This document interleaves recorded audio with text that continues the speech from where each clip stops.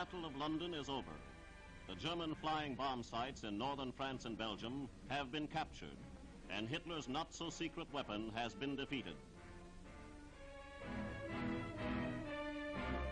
Captured maps, discovered at the heavily bombed launching platforms, reveal targets the Germans had marked for destruction. The Nazis found no time to assemble these parts before being driven out. Deployed deep in forests and cleverly camouflaged, the launching sites were difficult to locate, but as each new one was discovered, Allied bombers were able to put it out of action, at least temporarily. It is now revealed these incessant Allied bombings delayed the flying bomb menace by many months. Compressed air containers to force fuel into the engine were among the components discovered intact. Notices gave warning of the presence of explosives. Many of the lethal weapons turned on their perpetrators. The Pas-de-Calais is littered with the remains of those that landed or exploded moments after being projected.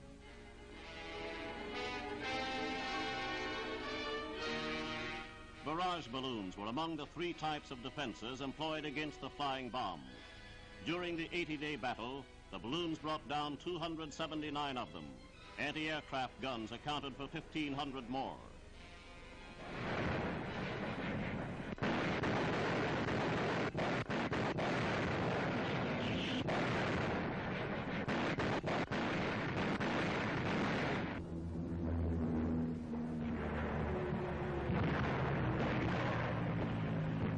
Almost 2,000 flying bombs fell victim to Allied fighter planes.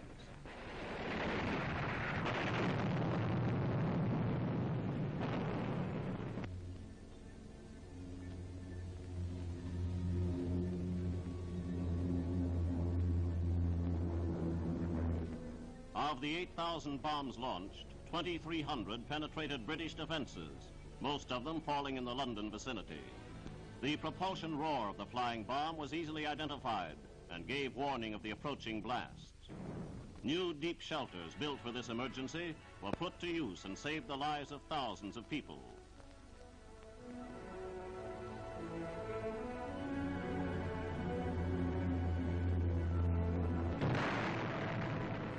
Civilians and civil defense services did valiant rescue work without regard to danger.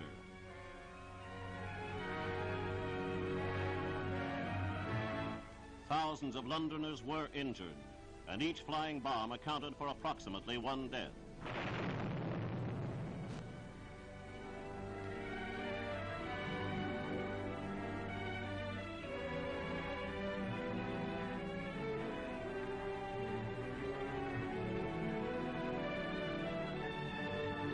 Hundreds of homes, hospitals, and public buildings were hit.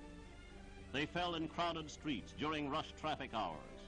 But as defenses were improved, only one life was lost for every 3 bombs launched. Few of the robot bombs resulted in fire, but the great concussive blast exceeded anything London had experienced. The capital had good cause to be thankful that early bombings of the launching sites and experimental stations had substantially delayed the appearance of Vengeance Weapon Number 1. The Allied operations in northwestern France have resulted not only in complete military victory on the field, but have put an end to Hitler's vengeance against civilians.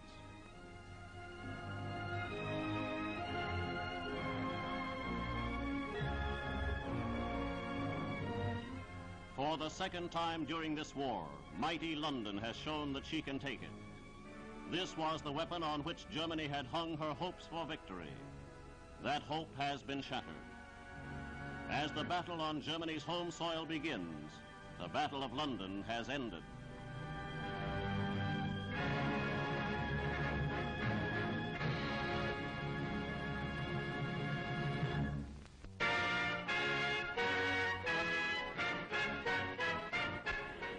Another milestone in the United Nations march to victory was reached when the British Army rolled into Belgium. The liberation of this nation broke the shackles that enslaved the Belgian people during 4 years. And these free men and women were unrestrained in their reception for the army that delivered them.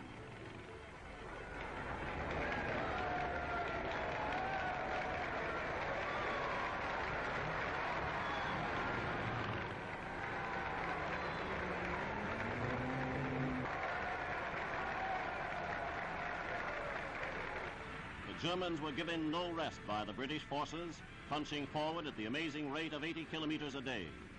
Even the speed of the German blitz through the Low Countries in 1940 paled when compared to the victorious British onrush. There was little time to acknowledge the fervent welcome as the Allied forces passed through one Belgian town after another. By the time the British were within 3 kilometers of Brussels, the German flight had reached the state of panic. The hopeless condition of the once highly mechanized German army is revealed by the conveyances enlisted by the enemy in his desperate flight.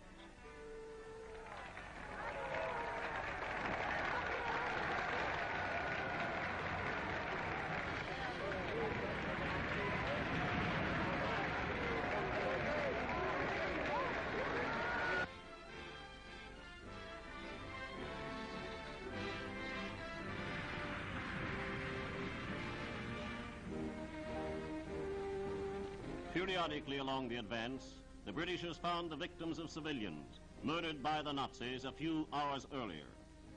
Small wonder Belgian wives and mothers had to be restrained when Nazi captives were marched through their villages.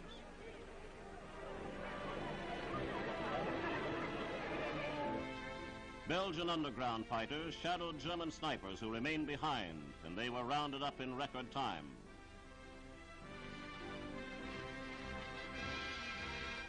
Climax of the liberation came with the entrance into Brussels.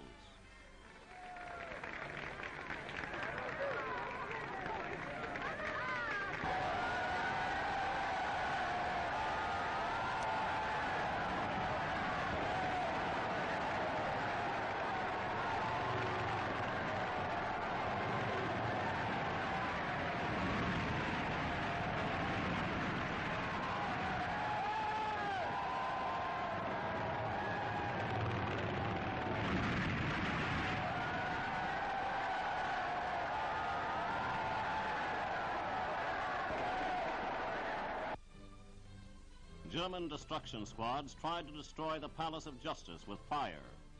Queues of civilians rushed to the scene and saved records of historic and topical value. But the Wehrmacht is finding less and less time in their swift backtracking to Germany to practice the vandalism they were able to indulge during earlier campaigns. The liberation of Brussels, and more recently the restoration of the city of Luxembourg, brings to 5 the number of European capitals given their freedom during a 20-day period. The American First Army has crossed the German border in force. These and other events inspired Prime Minister Churchill to declare recently, "Victory is everywhere."